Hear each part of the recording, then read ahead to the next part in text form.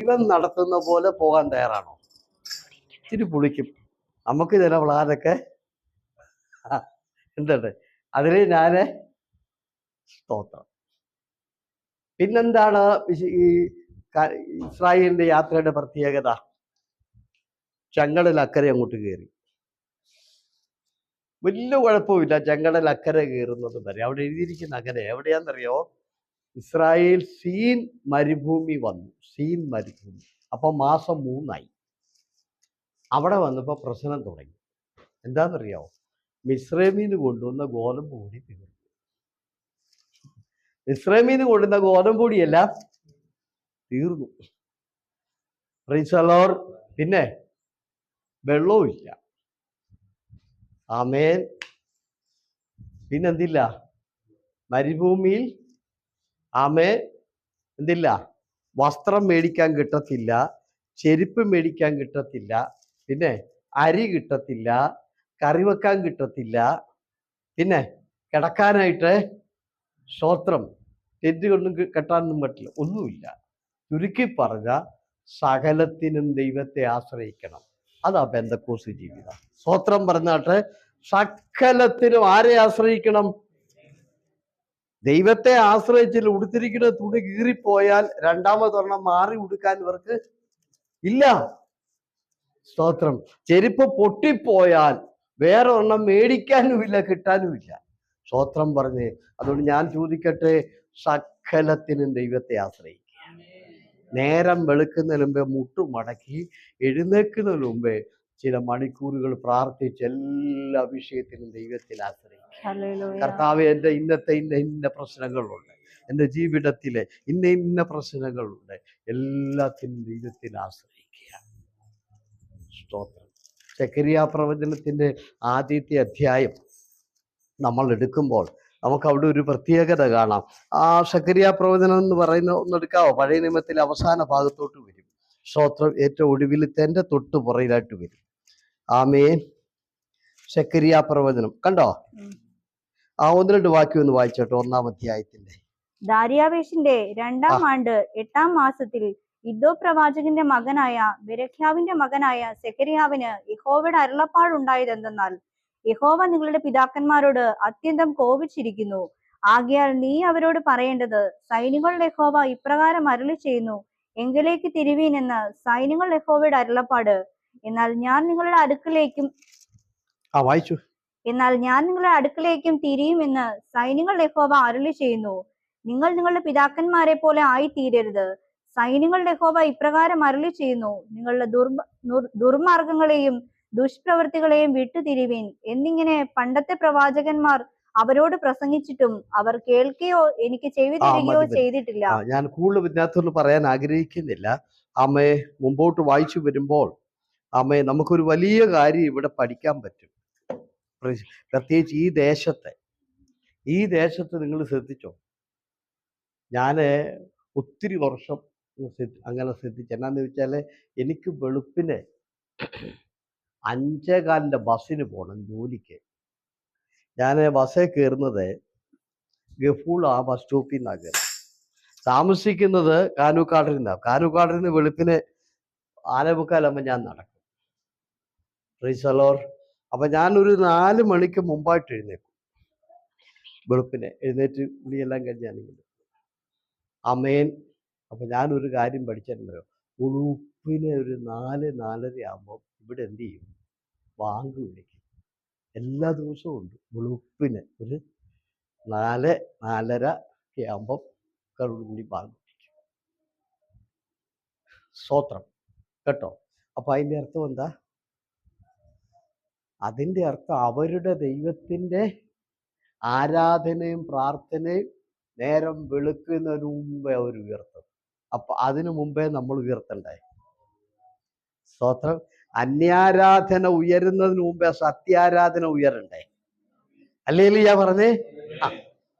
ഈ ദേശത്തിന്റെ ശക്തിയായ അന്യാരാധന ഇവിടെ ഉയരുന്നതിന് മുമ്പേ സത്യാരാധന ഉയരണ്ടേ? നമ്മളോ അതിന് മുമ്പ് എഴുന്നേറ്റ് പ്രാർത്ഥിച്ച് നമ്മൾ ദൈവത്തെ ഉയർത്താറുണ്ടോ? Price the Lord. നമ്മുടെ ജീവിതത്തിലെ ഏറ്റവും വലിയൊരു പരാജയമാണ്. ദേശത്തെ അന്യാരാധനയുടെ ശക്തി ഉയരുന്നതിനു മുൻപേ സത്യാരാധനയെ നമ്മൾ ഉയർത്തണം. സ്തോത്രം. അവിടെ എല്ലാം നമ്മൾ പരാജയപ്പെട്ടിരിക്കുകയാണ് കേട്ടോ. ആമേ. ഇപ്പൊ സമയമില്ലാത്തതുകൊണ്ടല്ലേ ഞാൻ ഇത് ശരിക്ക് ഈ സക്കറിയ പത്രം നിങ്ങൾ വായിച്ച് മുന്നോട്ട് വരുമ്പോൾ നമുക്കത് കാണാൻ കഴിയും. അതുകൊണ്ട് ഇനി അത്ര വെളുപ്പിന് എഴുന്നേറ്റ് നമുക്ക് പ്രാർത്ഥിക്കാനൊന്നും പറ്റുമെന്ന് എനിക്ക് തോന്നുന്നില്ല. അങ്ങനെ ചെയ്താൽ നിങ്ങൾക്ക് നല്ലത്. സ്തോത്രം. അപ്പൊ നമ്മൾ പറഞ്ഞു വന്നത് എന്തുവാ? വിശ്വാസ ജീവിതം എന്താണ്? വിശ്വാസ ജീവിതം എന്ന് പറഞ്ഞ് ഈ പള്ളി വന്നിരുന്ന് പ്രാർത്ഥിക്കുന്നത് കൊണ്ട് മാത്രം വിശ്വാസ ജീവിതം, സ്വർഗീയ കനാൻ ജീവിതം എന്ന് പറയുന്നത് എന്താ? ദൈവ തേജസ് മുമ്പിൽ, അതിൻ്റെ പുറകിൽ ദൈവത്തെ മുമ്പിൽ നിർത്തി ജീവിക്കുന്ന ജീവിതമാണ് വിശ്വാസ ജീവിതം.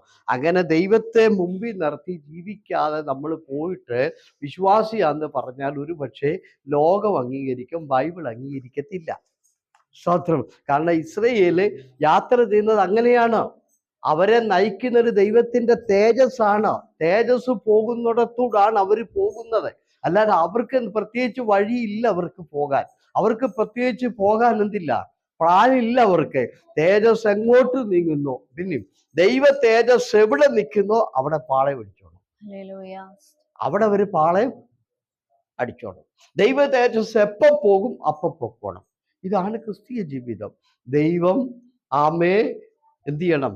മുമ്പിൽ നിൽക്കണം. 2, ദൈവം നമ്മുടെ മുമ്പിൽ നടക്കണം. സ്തോത്രം. നമുക്ക് സ്വന്തമായൊരു പ്ലാനില്ല. ദൈവം എങ്ങോട്ട് നമ്മളെ നയിക്കുന്നു, അതാണ് വിശ്വാസ ജീവിതം. 2, സകലത്തിനും ദൈവത്തെ ആശ്രയിക്കണം. മന്ന കിട്ടണമെങ്കിൽ മുകളിലോട്ട് നോക്കണം. ചെരുപ്പ് പഴകാതിരിക്കണേ മുകളിലോട്ട് നോക്കണം. വസ്ത്രം പഴകാതിരിക്കണമെങ്കിൽ മുകളിലോട്ട് നോക്കണം. പിന്നെ വെള്ളത്തിന് മുകളിലോട്ട് നോക്കണം. അതുകൊണ്ട് ഞാനൊരു കാര്യം പറയാ, സകലത്തിനും പ്രാർത്ഥിക്കാതെ നീ ഇറങ്ങരുത്. സകലത്തിനും പ്രാർത്ഥിക്കണം. ഇന്നിപ്പോ ഇവിടെ തീരുമാനിച്ചിട്ട് പോള്. അല്ലാതെ വിശ്വാസ ജീവിതമാണെന്നും പറഞ്ഞ് നമുക്ക് ഇഷ്ടമുള്ളതുപോലെ പോകാനല്ല. ആമേ. വിശ്വാസയാത്ര അങ്ങനെയാ. സകലത്തിനും പ്രാർത്ഥിക്കണം. മരുഭൂമി അക്കരെ കയറിയാ കഴിഞ്ഞാൽ പിന്നെ എല്ലാത്തിനും ദൈവത്തെ, ഇക്കരെ കുഴപ്പമില്ല. എവിടെയാ? ഫറോ രാജാവിന്റെ രാജ്യത്ത് കുഴപ്പമില്ല. അവിടെ എല്ലാത്തിനും പ്രാർത്ഥിക്കേണ്ട. അവിടെ ചിറ്റുള്ളി മേടിക്കാൻ കിട്ടും, ചീരുള്ളി മേടിക്കാൻ കിട്ടും, വെള്ളരിക്ക മേടിക്കാൻ കിട്ടും. ബൈബിളിൽ എഴുതിയിട്ടുണ്ട്. അവിടെ ഗോതമ്പ് പൊടി മേടിക്കാൻ കിട്ടും. പക്ഷെ മരുഭൂമിയിൽ ഇതൊന്നും കിട്ടത്തില്ല. മരുഭൂമിയിൽ ഇതൊന്നും കിട്ടത്തില്ല. ഒരു നേരത്തെ ആഹാരത്തിന് ദൈവത്തെ ആശ്രയിക്കണം. സ്തോത്രം. വെള്ളം കുടിക്കണ ദൈവത്തെ ആശ്രയിക്കണം. വസ്ത്രത്തിന് ദൈവത്തെ ആശ്രയിക്കണം. ചെരുപ്പിന് ദൈവത്തെ ആശ്രയിക്കണം. എവിടെ താമസിക്കണം അത് ദൈവത്തെ ആശ്രയിക്കണം. ദൈവത്തിന്റെ തേജസ് നിൽക്കുന്നിടത്ത്. അതുകൊണ്ട് നാളെ തുടങ്ങി രാവിലെ എഴുന്നേൽക്കുമ്പോൾ എല്ലാത്തിനും പ്രാർത്ഥിച്ചോണം. എത്ര പേര് തീരുമാനിച്ചു പറ? Price the Lord. എല്ലാത്തിനും പ്രാർത്ഥിക്കുവോ? ചിലപ്പോ അരി കാണുമായിരിക്കും. അരി കൊണ്ടേലും നീ പ്രാർത്ഥിക്കണം. കാരണം അതാ വിശ്വാസ ജീവിതം. എല്ലാത്തിനും ദൈവത്തെ ആശ്രയിക്കണം. ചിലപ്പോ നമ്മുടെ ഈ പൈസ കാണുമായിരിക്കാം, പണ്ടിക്കൂലിക്കാരെ ആശ്രയിക്കാം. എന്നാലും ഒരു വാക്ക് ദൈവത്തോട് പറയണം, കർത്താവേ ഇന്ന് പകൽക്കാലം എന്ത് ചെയ്യണം? എൻ്റെ എല്ലാ കാര്യത്തിലും, എൻ്റെ സകല കാര്യത്തിലും ഞാൻ നിന്നിൽ ആശ്രയിക്കുന്നു. എൻ്റെ എല്ലാ വിഷയത്തിലും നിന്റെ സാന്നിധ്യം ഉണ്ടായിരിക്കണം. എൻ്റെ എല്ലാ ഇടപാടുകളിലും നിന്റെ സാന്നിധ്യം ഉണ്ടായിരിക്കണം. അല്ലാത്തത് വിശ്വാസയാത്രയല്ല. അല്ലാത്തത് അതാണ് ഇസ്രായേലിന്റെ കനാൻ യാത്രയുടെ പ്രത്യേകത. സകലത്തിന് ദൈവത്തെ ആശ്രയിക്കുക. പിന്നെ ദൈവ തേജസ് മുൻപിൽ അവരതിനെ കുറയും. വിടുതൽ പ്രാപിക്കുന്നതും വിശ്വാസ ജീവിതമെല്ലാം അങ്ങനെയാ. സ്തോത്രം. യോശുവയുടെ പുസ്തകത്തിൽ വായിക്കുന്ന 1-ാം അധ്യായത്തിന്റെ 9-ാമത്തെ വാക്യമാണോ 10-ാമത്തെ വാക്യമാണോ എന്ന് എനിക്കറിയത്തില്ല. അവിടെ ദൈവം പറയാണ്, യഹോവ നിന്നോട് കൂടെ 9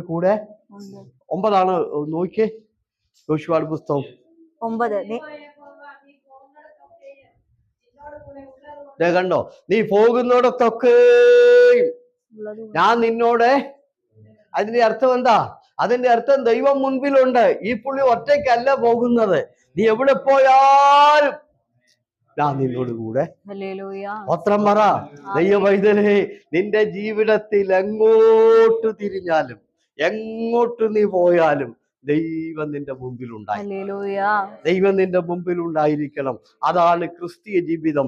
അതുകൊണ്ടാണ് യോശുവ ഒക്കെ ചെന്നപ്പോ ജോർദാനൊക്കെ മാറുന്നതിന്റെ കാര്യം എന്താ? എരികോവൊക്കെ ഇടിയുന്നതിന്റെ കാര്യം എന്താ? ഈ പുള്ളിയുടെ മുമ്പിൽ ആരുണ്ട്? സ്തോത്രം. നീ പോകുന്നിടത്തെല്ലാം ഞാൻ.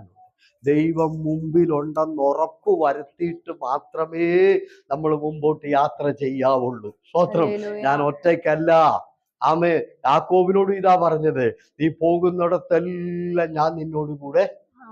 അവരെല്ലാം അങ്ങനെ യാത്ര ചെയ്തത്. സ്തോത്രം. ദൈവം നമ്മുടെ മുമ്പിൽ ഉണ്ടായിരിക്കണം. പ്രാർത്ഥിക്കുക. ദാവീദ് ഗോലിയാത്തുമായിട്ട് യുദ്ധം ചെയ്തത് ഓടിച്ചെന്ന് യുദ്ധം ചെയ്യുമായിരുന്നോ? ദാവീദെ ഓടിച്ചെന്ന് യുദ്ധം ചെയ്യുമായിരുന്നോ? ദാവീദിന്റെ കയ്യിൽ ഒരു ഇതുണ്ടായിരുന്നു, കല്ല്, 5 കല്ല് പോക്കറ്റിലുണ്ടായിരുന്നു. സ്തോത്രം.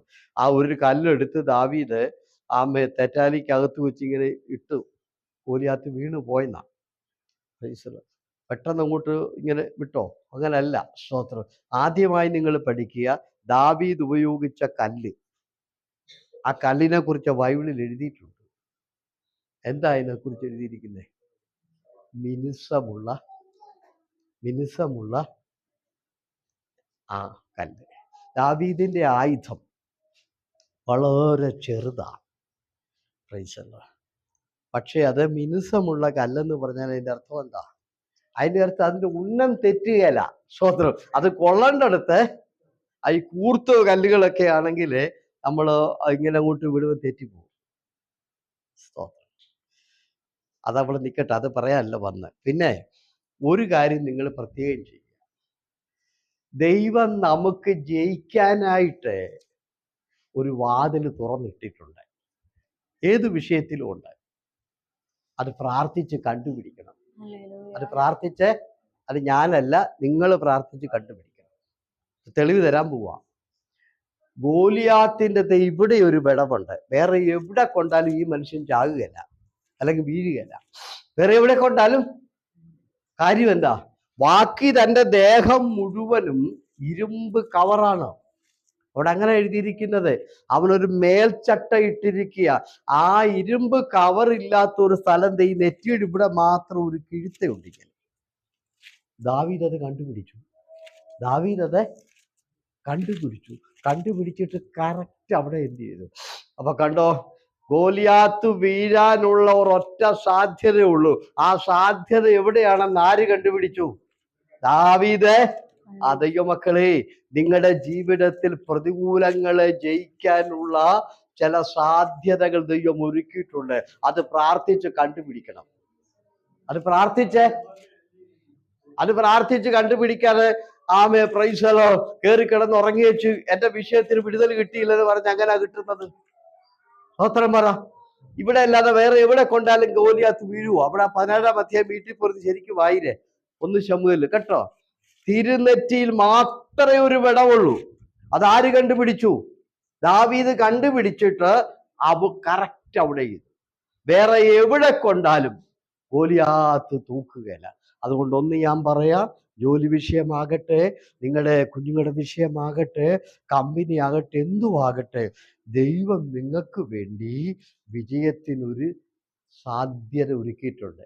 അതെവിടെയാണെന്ന് പ്രാർത്ഥിക്കുന്നവർക്ക് കാണാൻ പറ്റും, അല്ലാത്തവർക്ക് കാണാൻ ആമേൻ കണ്ടുപിടിക്കണം.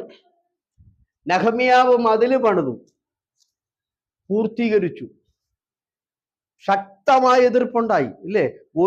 ഈ തൻബലത്തും തോബിയാവും കൂട്ടരും ഒക്കെ എതിർത്ത്. പക്ഷെ പുള്ളിയുടെ മുമ്പിൽ വിജയിച്ചില്ല. ആർക്കും ജയിക്കാൻ പറ്റിയില്ല.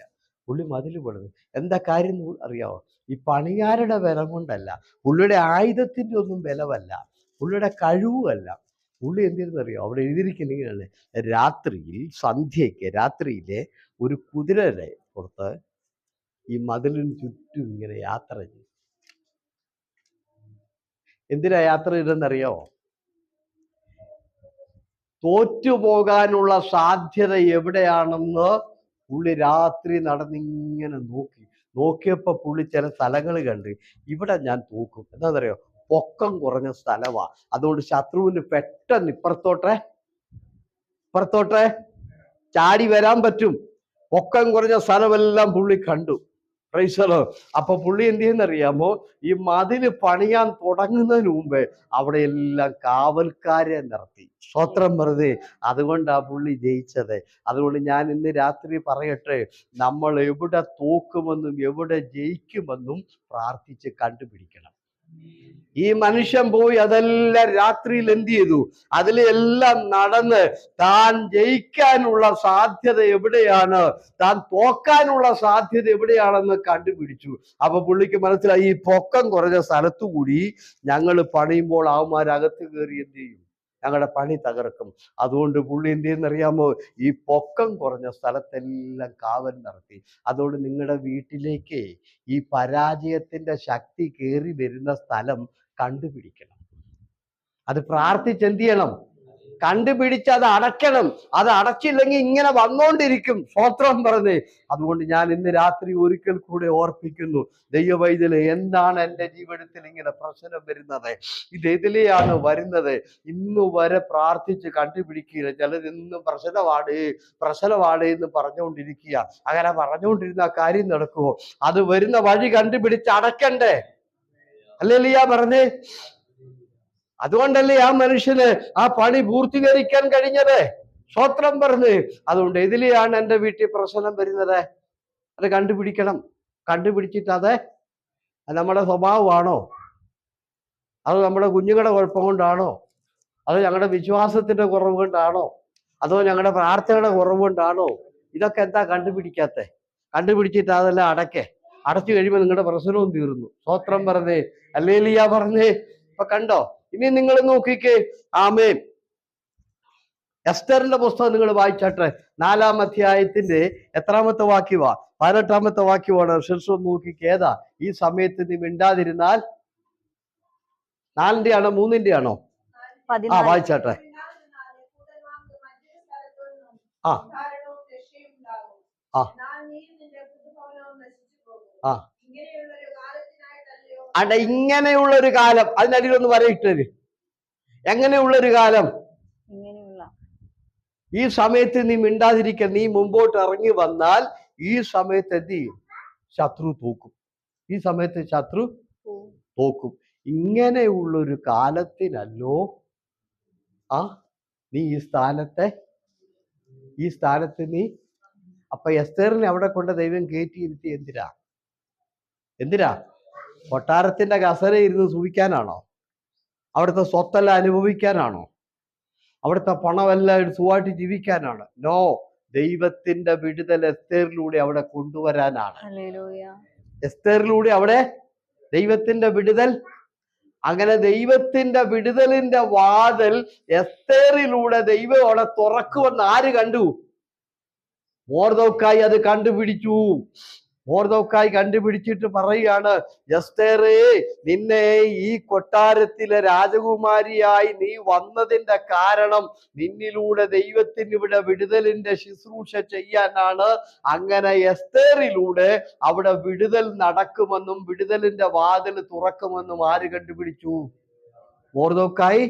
അയാൾ അത് കണ്ടുപിടിച്ചില്ലായിരുന്നെങ്കിലോ? അങ്ങനെ ഒരു കാലത്തിനല്ലോ നിന്നെ ഈ സ്ഥാനത്ത് കയറ്റി ഇരുത്തിയത്. ആര് പറയാ ഇപ്പം?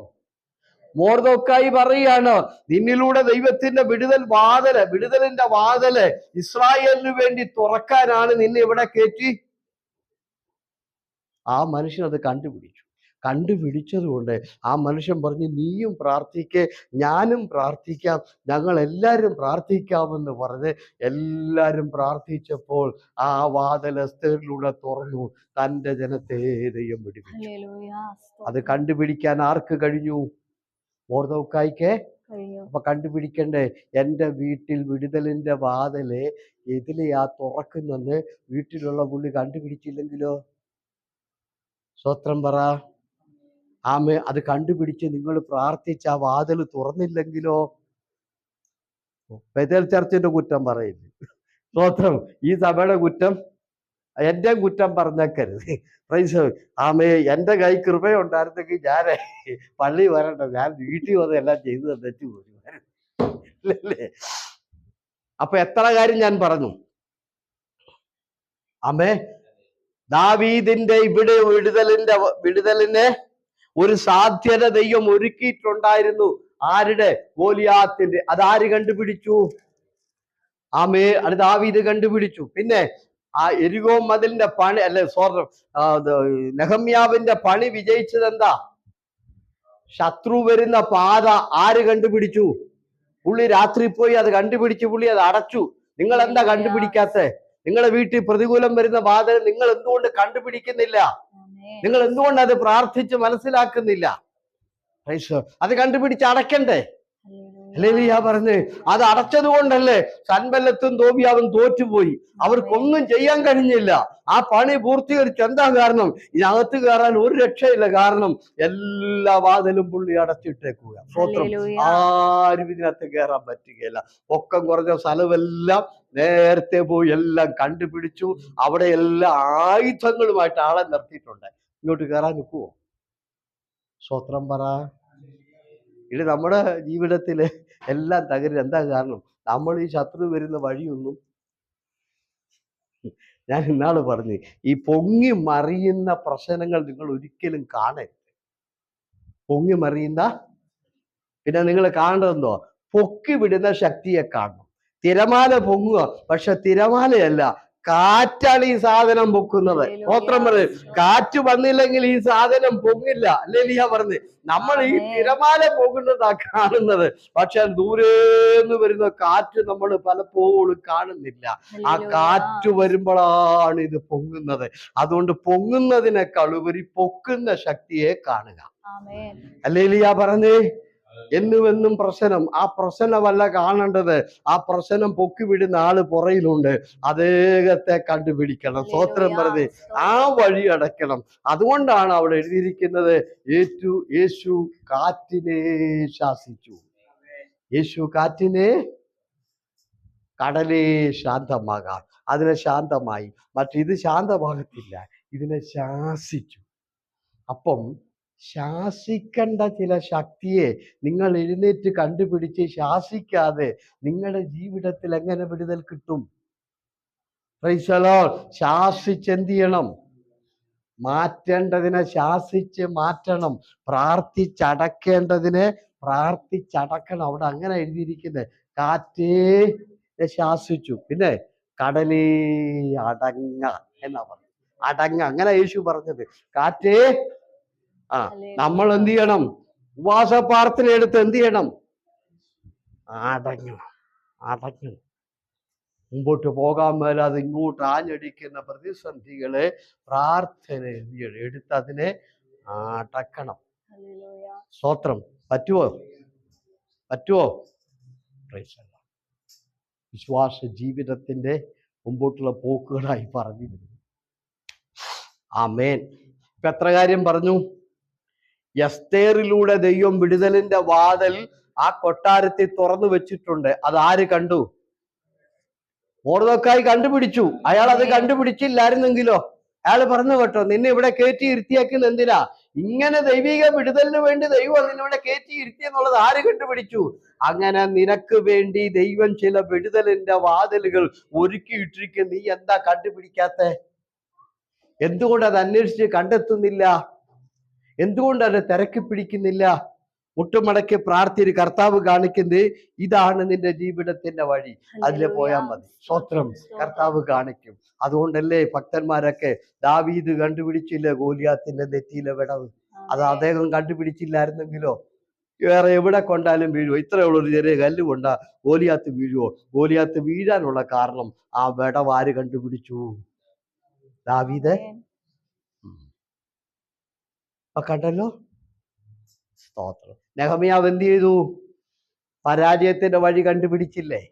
അദ്ദേഹം നേരത്തെ രാത്രിയിൽ ആരെയും കൂട്ടാതെ ഒറ്റയ്ക്ക് മതിലിന് ചുറ്റും പോയി കറങ്ങിച്ചു വന്നിട്ട് അദ്ദേഹം എന്ത് ചെയ്തു? ഈ പൊളിഞ്ഞു കിടക്കുന്ന സ്ഥലമാ, അവിടെ ഇങ്ങോട്ട് ആള് കയറാൻ സാധ്യതയുള്ള സ്ഥലമെല്ലാം കണ്ടുപിടിച്ചു. അവിടെ എല്ലാം പുള്ളി നേരത്തെ അങ്ങ് അടച്ചു. നേരത്തെ പുള്ളി അങ്ങ് എന്താ കണ്ടുപിടിക്കാത്ത? ഊസിച്ച് പ്രാർത്ഥിച്ച് കണ്ടുപിടിക്കണം. സ്തോത്രം. മനസ്സിലായോ? അതിന് സമയമെടുക്കണം. സമയമെടുത്ത് അത് കണ്ടുപിടിച്ച് അടയ്ക്കണം.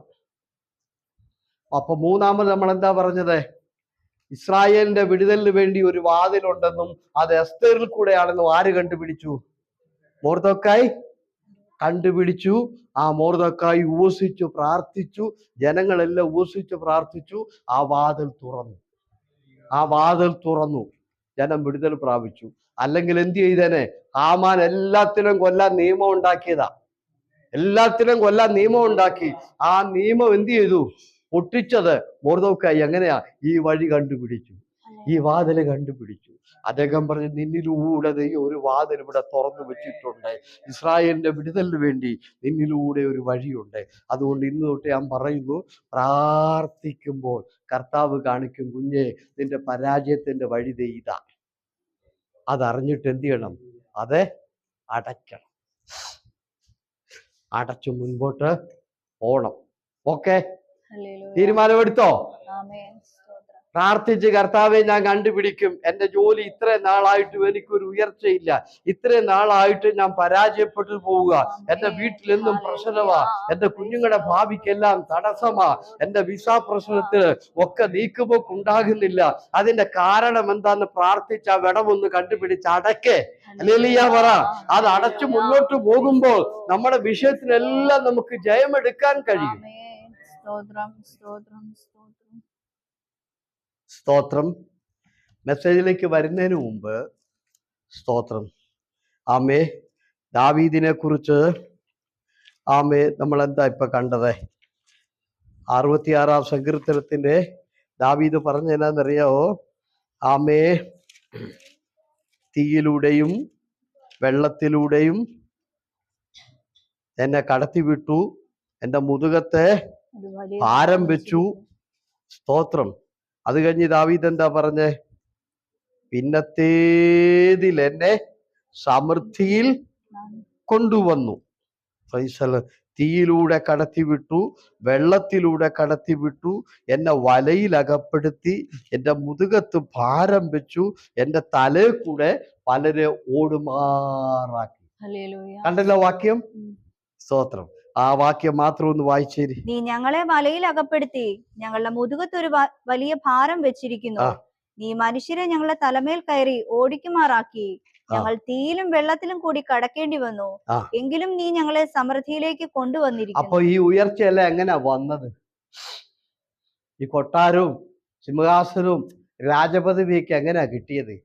തീക്കകത്തൂടെ പോയി, വെള്ളത്തിനകത്തൂടെ പോയി, എന്നെ വലയിൽ അകപ്പെടുത്തി, പിന്നെ എന്റെ മുതുകത്തെ ഭാരം വെച്ചു. അത് കഴിഞ്ഞ് പിന്നെ പുറത്ത് കേട്ടു, എന്തുവാ? എന്റെ തലയുടെ മുകളിൽ കൂടെ മനുഷ്യരെ പലരും സ്തോത്രം പറഞ്ഞേ. അങ്ങനെ കഷ്ടതയുടെയും ശോധനയുടെയും വഴിയിലൂടെ പോയി നേടിയെടുത്ത അനുഗ്രഹങ്ങളാണ്. ഹല്ലേലൂയ പറഞ്ഞേ. അല്ലാതെ കണ്ട് ചുമ്മാതല്ല തനിക്ക് ഇതെല്ലാം കിട്ടിയത്. താൻ പറയാണ്, പിന്നത്തേതിൽ എന്നെ അനുഗ്രഹിക്കപ്പെട്ടു. ഇന്ന് ഞാൻ അനുഭവിക്കുന്ന രാജപദവിയും സിംഹാസനവും, ഇന്ന് എൻ്റെ കയ്യിലുള്ള പണവും പ്രതാപവും അധികാരമെല്ലാം എനിക്ക് കിട്ടിയത് എങ്ങനെയാണെന്നറിയാമോ? ഞാൻ വലയിലകപ്പെട്ട സന്ദർഭം ഉണ്ടായിരുന്നു. ആ ശോധനയിലൂടെ ഞാൻ കടന്നുപോയി. വെള്ളത്തിലൂടെ ആ ശോധനയിലൂടെ ഞാൻ കടന്നുപോയി. തീക്കകത്തൂടെ ആ ശോധനയിലൂടെ ഞാൻ കടന്നുപോയി. എൻ്റെ മുതുകത്ത് ഭാരം വെച്ചു. ആ ശോധനയിലൂടെ ഞാൻ കടന്നുപോയി. അവിടെ ഒന്നും ഞാൻ തളർന്നില്ല, അവിടെ ഒന്നും ഞാൻ ക്ഷീണിച്ചില്ല, അവിടെ ഒന്നും എൻ്റെ വിശ്വാസം ചോർന്നു പോയില്ല. ദൈവമക്കളെ, ഞാൻ ഇന്ന് രാത്രി ചോദിക്കട്ടെ, ഏത് പ്രതികൂലത്തിലൂടെയും നിന്റെ വിശ്വാസം ശക്തിയോടെ നീ പോകുമോ? ഇങ്ങനെ ശോധനയിൽ കൂടെ പോയി നേടിയെടുത്ത അനുഗ്രഹങ്ങളാണ് ഇത്.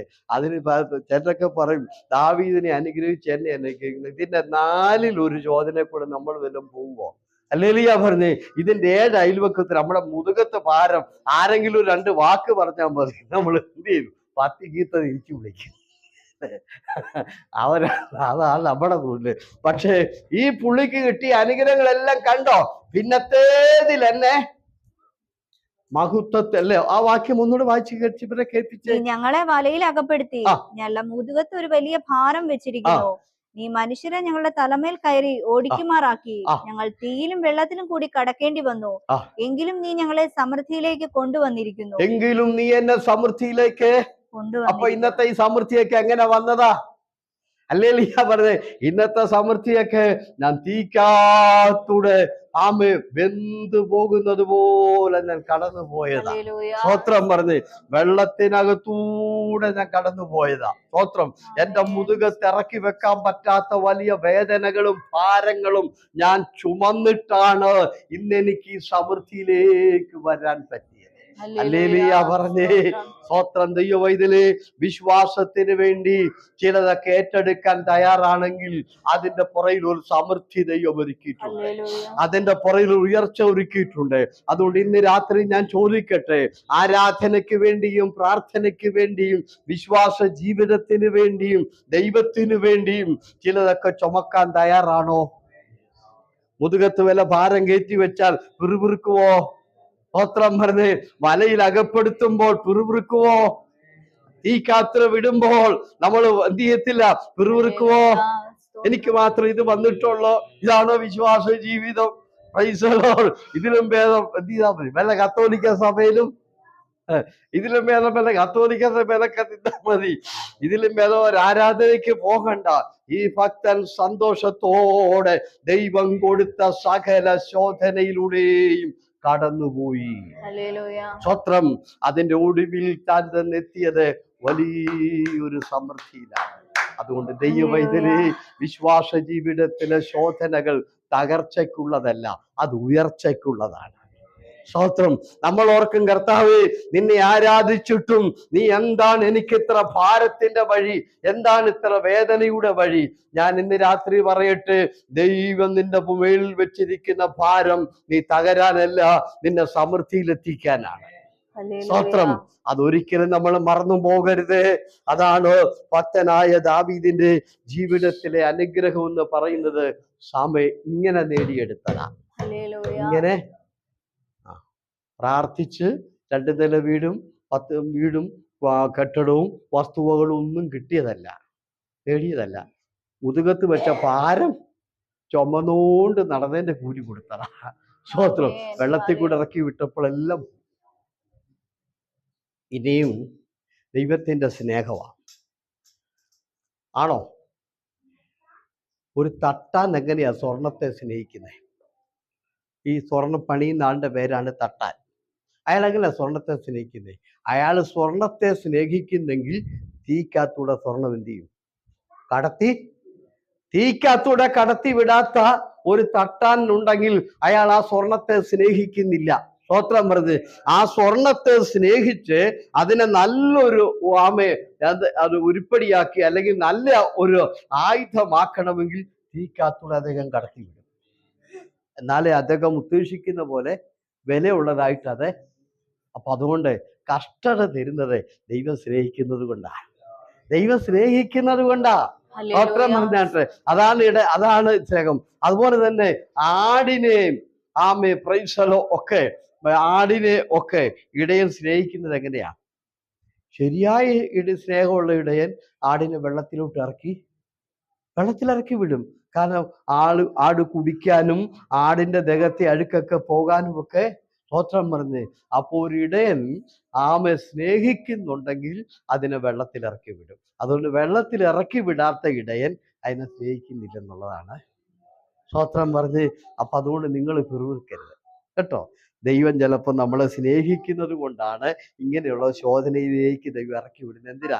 ദൈവം ഉദ്ദേശിക്കുന്നത് പോലെ ദൈവത്തിന് നമ്മളെ കിട്ടണം. സ്തോത്രം പറഞ്ഞ് ഇതിലെ കടത്തി വിട്ടാലേ ദൈവം ഉദ്ദേശിക്കുന്നത് പോലെ ദൈവത്തിന് നമ്മളെ കിട്ടുകയുള്ളൂ.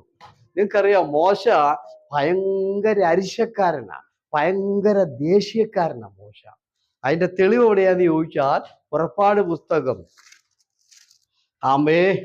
വായിക്കൊന്നും വേണ്ട, 30 തൊട്ടുള്ള അധ്യായത്തിൽ നമുക്ക് അതിന്റെ തെളിവ് കാണാം. എന്താണെന്നറിയാം?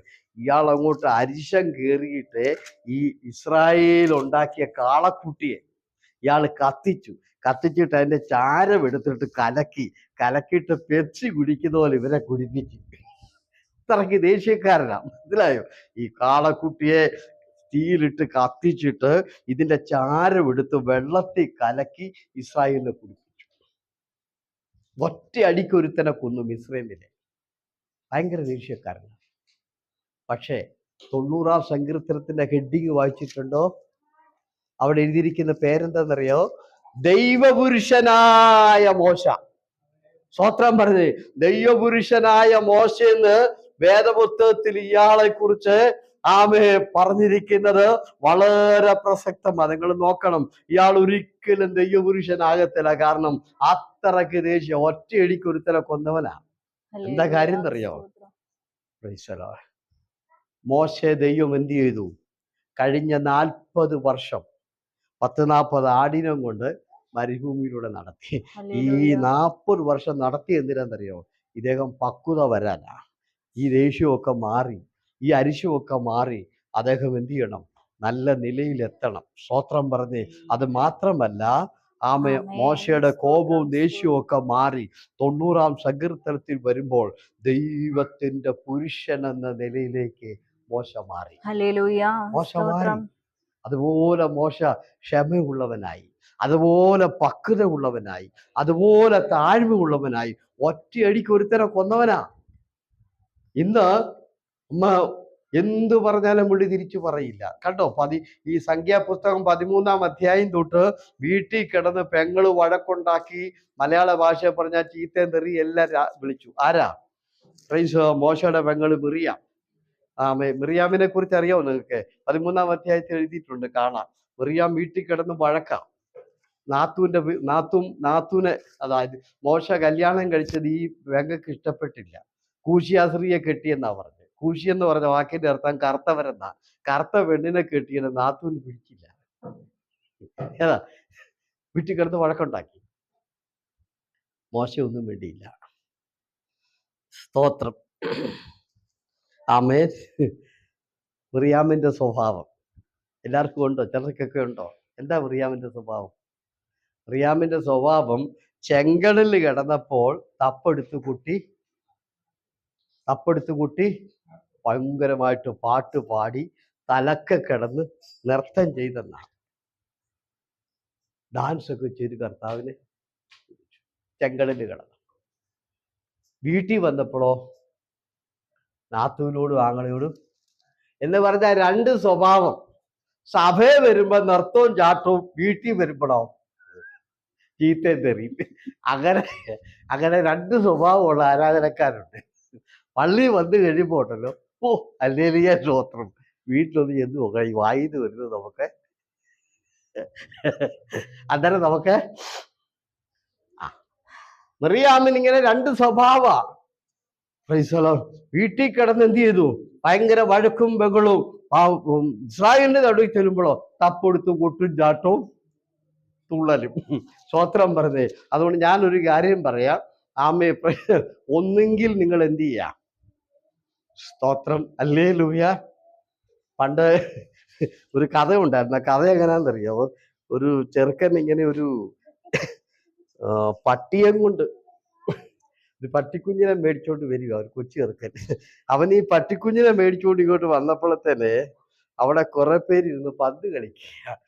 ഇവൻ എന്ത് ചെയ്യുന്നറിയോ? ഈ പട്ടിക്കുഞ്ഞിനെ ഒരു സഞ്ചിക്കകത്ത അവിടെ വെച്ചേച്ച് ഇവരുടെ കൂടെ പന്ത് കളിച്ചു. ഇവരുടെ കൂടെ പന്ത് കളിച്ചപ്പം വേറൊരു ചെറുക്കനുണ്ട്. അവൻ എന്ത് ചെയ്യുന്നറിയോ?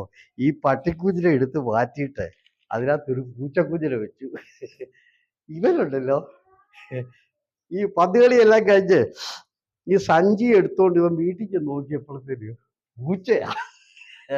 ഇവൻ നോക്കിയില്ല, പട്ടിയില്ല. ഇവരെ ഈ പട്ടിക്കുഞ്ഞിനെ കൊടുത്ത സ്ഥലത്ത് എന്നിട്ട് പറഞ്ഞു, നിങ്ങളെന്നെ കളിപ്പിച്ചല്ലേ. പട്ടിയാലും പറഞ്ഞ് നിങ്ങൾ എനിക്ക് പൂച്ച തന്നില്ല എന്ന് ചോദിച്ച് എന്ത് ചെയ്തു? അവിടെ കിടന്ന് വെള്ളം ഉണ്ടാക്കി. പാപ്പുള്ളി പറഞ്ഞ്, ഇല്ല ഞാൻ നിനക്ക് പട്ടീനെ തന്നെയാണ് തന്നത് പറഞ്ഞു. ഏതായാലും കൊള്ളാം. വീണ്ടും അവൻ അവിടെ വഴക്കുണ്ടാക്കി ആ പൂച്ച കൊണ്ട് വരുമ്പോൾ വീണ്ടും ഈ പന്ത് കളിക്കുന്നിടത്ത് വന്ന് അവൻ ഈ സഞ്ചി വെച്ചിട്ട് അവരുടെ കൂടെ പന്ത് കളിച്ചപ്പം മറ്റേ ചെറുക്കത്തേറിയോ ഈ പൂച്ച എടുത്ത് മാറ്റിയിട്ട് വീണ്ടും പട്ടിയെ വെച്ച് ഇവരെന്ത് ചെയ്ത് പന്ത് കളിയെല്ലാം കഴിഞ്ഞ് വീട്ടിൽ ചെന്നപ്പോഴത്തേന് ഇവൻ നോക്കിയപ്പോൾ പൂച്ചയല്ല പട്ടി. ഇവനങ്ങോട്ട് ദേഷ്യം വന്നിട്ട് പറഞ്ഞു, ഒന്നുകിൽ നീ പട്ടിയാകെ, അല്ലെങ്കിൽ അല്ലെങ്കിൽ പൂച്ചയാകെ. ഇത് നീ അവിടെ ചെല്ലുമ്പോ പട്ടി, ഇവിടെ ചെല്ലുമ്പോ പൂച്ച. അല്ലെ, ഈ പണി എന്റെ അടുക്കല് വേണ്ടാന്ന് പറഞ്ഞു. അതാ ഞാനും പറഞ്ഞത്. ഫ്രണ്ട്സുകളോ, രണ്ട് സ്വഭാവം പറ്റി, ഒന്നെങ്കിൽ പട്ടി അല്ലെങ്കിൽ ഇത്. പന്ത് കളിക്കുന്നോടത്ത് ചെല്ലുമ്പോഴത്തേന് പൂച്ചയാ, വീട്ടിൽ വരുമ്പോ തഞ്ചിക്കകത്ത് പട്ടിയാ. ഇവൻ വീണ്ടും അവിടെ ചെന്നപ്പോഴത്തേന് എന്താ, വീണ്ടും അവിടെ ചെന്നപ്പോഴത്തേന് അയാള് പട്ടിയെ കൊടുത്തു. വീണ്ടും അപരാധം കൊണ്ട് ഇവിടെ വന്നപ്പോ വീണ്ടും പൂച്ചയാ. അവൻ ദേഷ്യം കെട്ട് പറയാ, ഒന്നുകിൽ പൂച്ചയാകെ അല്ല പട്ടിയാകെ, ഇത് രണ്ടുമല്ലാതെ എന്നെ ഇട്ടെത്തിയരുതേ, കളിപ്പിക്കരുത്. അതുകൊണ്ട് മിറിയാമിന് ഇങ്ങനെയാ, ഇസ്രായേലിന്റെ നടുക്ക് തപ്പും കൊട്ടും വലിയ നൃത്തവും. വീട്ടിൽ വന്നപ്പോഴത്തേനോ രണ്ട് സ്വഭാവം കൊള്ളില്ല കേട്ടോ. ഓക്കെ, മടങ്ങി വരാം. ആമേ, ആരാധനയെ കുറിച്ച് എനിക്ക് പറയാൻ ഞാൻ ആഗ്രഹിച്ചു നോക്കിയിരിക്കുകയായിരുന്നു, പക്ഷേ അതെനിക്ക് പറയാൻ സമയമില്ലെങ്കിൽ ഞാൻ ഒരു കാര്യം മാത്രം അതിനെക്കുറിച്ച് ഓർപ്പിക്കാം. 2 ശമൂവേൽ 11-ാം അധ്യായം എടുക്കാം. പെട്ടെന്ന് എൻ്റെ ചിന്ത യോഹന്നാന്റെ സുവിശേഷം 21-ാം അധ്യായം, അവിടെ എത്താൻ പറ്റുമെന്ന് എനിക്ക് തോന്നുന്നില്ല. ആമേ, 2 ശമൂവേല് 11-ാം അധ്യായം ഒന്ന് വായിച്ചാട്ടെ. പിറ്റേ ആണ്ടിൽ രാജാക്കന്മാർ യുദ്ധത്തിന് പുറപ്പെടും കാലം ദാവീദ് യോവാബിനെയും അവനോട് കൂടെ തന്റെ സേവകരെയും എല്ലാ ഇസ്രായേലിനെയും അയച്ചു. അവർ അമോന്യ ദേശം ശൂന്യമാക്കി രബ്ബ പട്ടണം നിരോധിച്ചു. ദാവീദോ യെരൂശലേമിൽ തന്നെ താമസിച്ചിരുന്നു. ഒരു നാൾ സന്ധ്യ ആകാറായ സമയത്ത് ദാവീദ് മെത്തയിൽ നിന്ന് എഴുന്നേറ്റ് രാജധാനിയുടെ മാളികമേൽ ഉലാവിക്കൊണ്ടിരിക്കുമ്പോൾ ഒരു സ്ത്രീ കുളിക്കുന്നത് മാളികയിൽ നിന്നു കണ്ടു. ആ സ്ത്രീ അതിസുന്ദരിയായിരുന്നു. ദാവീദ് ആളയച്ച് ആ സ്ത്രീയെ പറ്റി അന്വേഷിച്ചു. അവൾ ഏലിയാമിന്റെ മകളും ഹിത്യനായ ഊരിയാവിന്റെ ഭാര്യയുമായ. മതി, ദാവീദ് പാപം ചെയ്യുന്ന സ്ഥലമാണ് ഇവിടെ നമ്മൾ വായിച്ചത്. രാജാക്കന്മാർ യുദ്ധം ചെയ്യുന്ന കാലം കണ്ടല്ലോ. രാജാക്കന്മാർ അവരുടെ രാജ്യത്തിനു വേണ്ടിയും അവരുടെ ജനത്തിനു വേണ്ടിയും യുദ്ധം ചെയ്യുന്ന കാലത്ത് ഈ പുള്ളി യുദ്ധത്തിന് പോകാതെ എന്ത് ചെയ്യുക, മെത്തേ കിടക്കുക. യുദ്ധത്തിന് പോകാതെ പുള്ളി മെത്തേൽ ഇങ്ങനെ. അത് പോട്ടെ, ഒരു രാജാവിനെ സംബന്ധിച്ചിടത്തോളം തൻ്റെ രാജ്യം സംരക്ഷിക്കേണ്ടതും തൻ്റെ ജനത്തെ സംരക്ഷിക്കേണ്ടതും അദ്ദേഹത്തിന്റെ വിശ്വസ്തതയും ഉത്തരവാദിത്വമാണ്. പക്ഷെ പുള്ളി പോയിട്ടില്ല. ജനമെല്ലാം യുദ്ധത്തിന് പോയി, പുള്ളി ഇങ്ങനെ കിടക്കുക. സന്ധ്യ ആയപ്പോ പുള്ളി എഴുന്നേറ്റു, കൊട്ടാരത്തിന്റെ മോളിലത്തെ നിലയിൽ കയറി ഉലാത്താൻ തുടങ്ങി. ഇങ്ങനെ മോളിൽ കൂടി ഇങ്ങനെ നടക്കുക. നമ്മുടെ ഭാഷയിൽ പറഞ്ഞാൽ ചെത്തുക എന്നൊക്കെ പറയും, ഷൈൻ ചെയ്യുക എന്നൊക്കെ പറയും. അതിന് പറയുന്നത് മോളിൽ കൂടി ഇങ്ങനെ നടക്കുക. അങ്ങനെ നടന്നുകൊണ്ടിരിക്കുമ്പോൾ ദൂരേക്ക് നോക്കിയപ്പോൾ അവിടെ ഒരു സഹോദരി കുളിച്ചുകൊണ്ടിരിക്കും. സുന്ദരിയായൊരു പെണ്ണ. അപ്പൊ പെണ്ണോട് താല്പര്യം തോന്നി. ചുരുക്കി പറഞ്ഞ ഈ പുള്ളി ആ പെണ്ണുവിനെ ഇവിടെ വരുത്തി ഭാര്യയായിട്ട് എടുക്കുക കേട്ടോ. പാപം ചെയ്തു, സ്തോത്രം. അപ്പൊ അതിലൊരു കുട്ടി ഉണ്ടാവുകയും ചെയ്തു. ഈ ഭർത്താവിനെ ദാവീദ് ചലിച്ചു കൊന്നുകളഞ്ഞു, ഊരിയാവ. ആ കുട്ടി ഉണ്ടായിട്ട് പുള്ളി ആ കുട്ടി മരിക്കാറായി കിടക്കുമ്പോൾ പുള്ളി ഉപസിച്ച് പ്രാർത്ഥിച്ചു. 7 ദിവസം ഉപസിച്ചെന്ന് എഴുതി. പ്രാർത്ഥനയൊന്നും ദൈവം കേട്ടില്ല, കുട്ടി അങ്ങ് മരിച്ചുപോയി. സ്തോത്രം. അപ്പൊ ഇവിടെ നമുക്ക് 1-2 കാര്യം പഠിക്കാനുണ്ട്. ആരാധനയുടെ കാര്യമാണ്. സന്ധ്യാസമയത്ത് ഉലാത്താൻ മോളിൽ. ഇവിടെ നിങ്ങൾ ശ്രദ്ധിക്കണം, യഹൂദന് 3 ആരാധനയുണ്ട്. ഒന്ന് രാവിലെ, മറ്റൊന്ന് ഉച്ചയ്ക്ക്, മറ്റൊന്ന് സന്ധ്യയ്ക്ക്. ഈ സന്ധ്യ എന്ന് പറയുന്നത് അവരുടെ ആരാധനയുടെ സമയം. ആരാധന സമയത്ത് ഈ പുള്ളി എന്ത് ചെയ്തു, മോളിൽ ഉലാത്താൻ. അതുകൊണ്ട് ഈ ആരാധന സമയം വേറൊന്നിനും ഉപയോഗിക്കരുത്. അഥവാ നീ ഉപയോഗിക്കുന്നെങ്കിൽ അത് നിന്റെ നാശത്തിനാണ്. സന്ധ്യാസമയം ഈ പുള്ളി കൊട്ടാരത്തിന്റെ മുകളിൽ ഉലാത്താനായിട്ട്, സ്തോത്രം പറഞ്ഞ്, സന്ധ്യാസമയം ഇവരുടെ യാഗത്തിന്റെ സമയ, ഇവരുടെ ആരാധനയുടെ സമയ.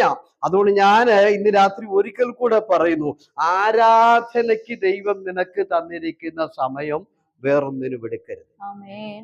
ഈ ഉലാത്താൻ തുടങ്ങിയ സന്ധ്യാസമയത്ത് അത് എവിടെ ചെന്നെത്തി അവസാനിച്ചത് ഈ ചതിച്ച് ഈ പെണ്ണിന്റെ ഭർത്താവിനെ കൊന്നു, അതിനെ കൊട്ടാരത്തിൽ വരുത്തി. ചുരുക്കി പറഞ്ഞ എന്ത് ചെയ്തു, വ്യഭിചാരം ചെയ്തു, വലിയ പാപവും ദാവീദ് ചെയ്തു. ഒറ്റ വാക്കി പറഞ്ഞാൽ അത് മരണത്തിലും നാശത്തിലും അവസാനിച്ചു. അതുകൊണ്ട് ഈ ഹല്ലേലൂയ. ആരാധന സമയം വേറെ എന്തിനെങ്കിലും നീ എടുത്താൽ അതിന്റെ അവസാനം നീ എത്തുന്നത് നീ പ്രതീക്ഷിക്കാത്ത അനർത്ഥങ്ങളിലായിരിക്കും. ഇപ്പൊ ദാവീദ് എത്തിയത് എവിടെയാ? ദാവീദ് ഊരിയാവിനെ കൊല്ലേണ്ടതായിട്ട് വന്നു. ഈ സഹോദരിയെ ഇവിടെ കൊണ്ടുവന്ന് അവളെ ഭാര്യയായിട്ട് എടുക്കേണ്ടതായിട്ട് വന്നു. ആ കൊച്ചു മരിക്കേണ്ടതായിട്ട് വന്നു. ആകെ പ്രശ്നത്തിലായി. ഹല്ലേലൂയ. സ്തോത്രം. അതുകൊണ്ട് ദൈവം നമുക്ക് തന്നൊരു സമയമാണ് വെള്ളിയാഴ്ച 2 മണിക്കൂർ. അത് വേറൊന്നിനും നിങ്ങൾ എടുക്കരുത്. അഥവാ നിങ്ങൾ എടുത്താൽ നിങ്ങളെ പേടിപ്പിക്കാൻ പറയല്ല, അത് നാശത്തിലേക്ക് ചെന്ന് അവസാനിക്കും. ഹല്ലേലൂയ പറഞ്ഞേ. നമുക്ക് ഇനി മറ്റൊരു കാര്യം കൂടി നിങ്ങൾ ഓർക്കണം.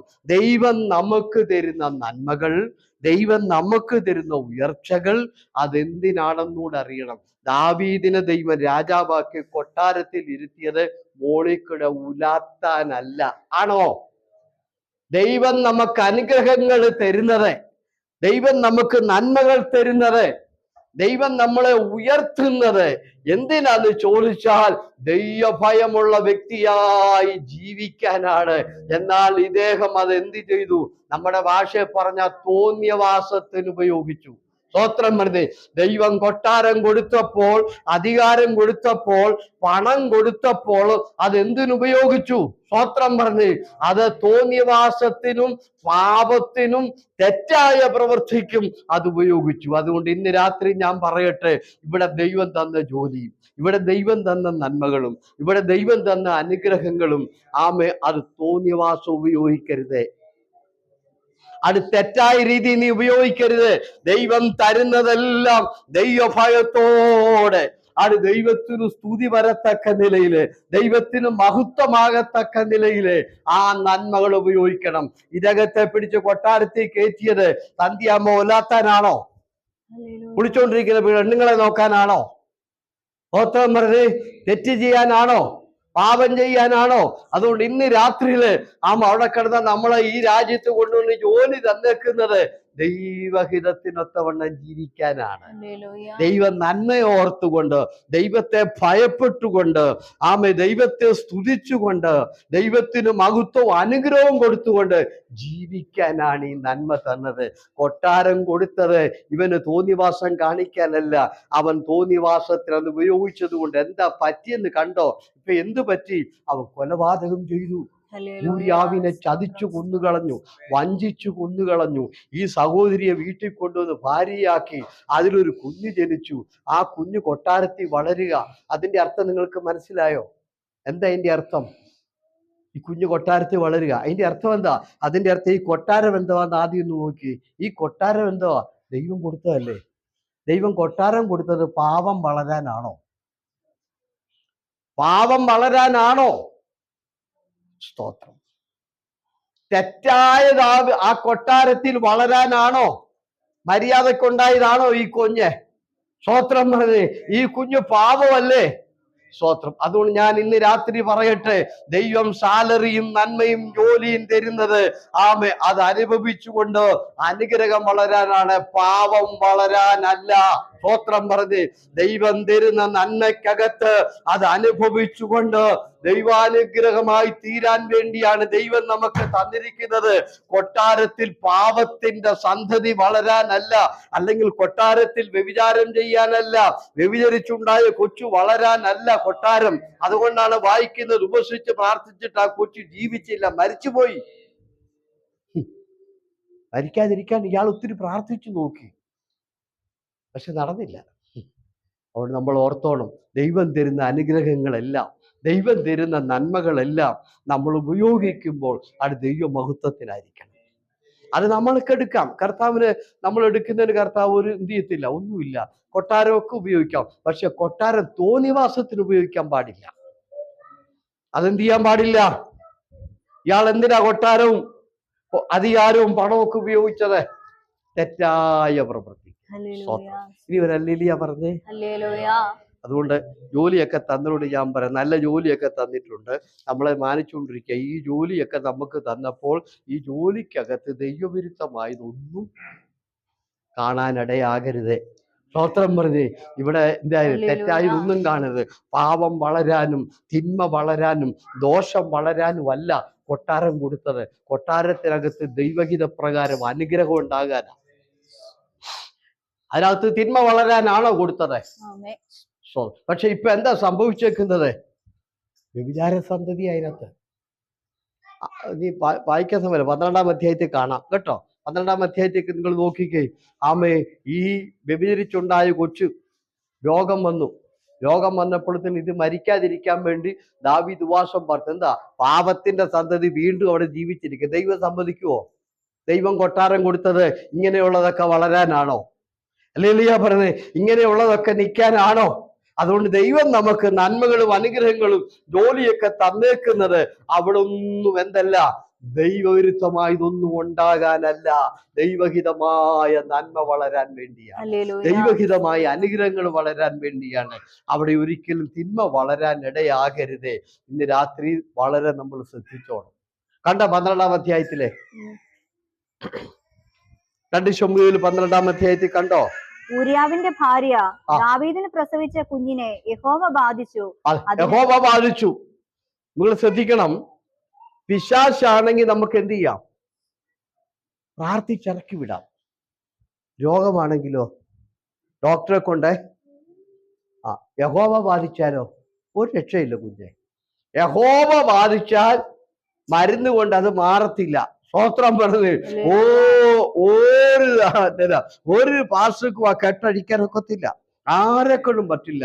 ഇവിടെ ബാധിച്ചത് യഹോവയാണ്. എന്താ കാര്യം?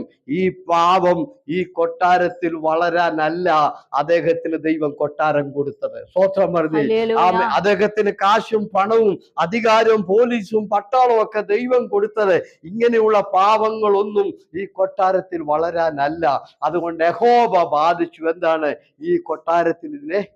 അതുകൊണ്ട് ഞാനൊരു കാര്യം പറയുന്നു. ദൈവം നന്മ തന്നതും ജോലി തന്നതും അതിനകത്ത് എന്തല്ല, പാപം വളരാനല്ല. അതിനകത്ത് തിന്മ വളരാനല്ല. അതിനകത്ത് ദോഷശക്തികൾ വളരാനല്ല. ഹല്ലേലൂയ പറഞ്ഞ്.